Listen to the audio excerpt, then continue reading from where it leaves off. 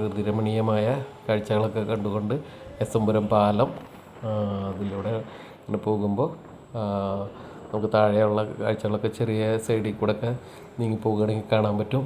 നല്ല രസമാണ് കാണാനായിട്ട്. ഈ സായാഹ്നത്തിൽ ഒക്കെ പോകുമ്പോൾ കുട്ടികളും ഫാമിലിയൊക്കെ ആയിട്ട് പോകുമ്പോൾ ഒരു നല്ല രസകരമായ കാഴ്ചകളൊക്കെ കണ്ട് ആകാശത്തിൻ്റെ ഒരു നീലിമയൊക്കെ ആസ്വദിച്ച് ഇതിപ്പോൾ നമ്മൾ എത്തിയിരിക്കുന്നത് അഞ്ചാമ്പരത്തി പുഴയോട് ചേർന്നുള്ള ആ റോഡ് സൈഡിലൂടെയാണ് പോകുന്നത്.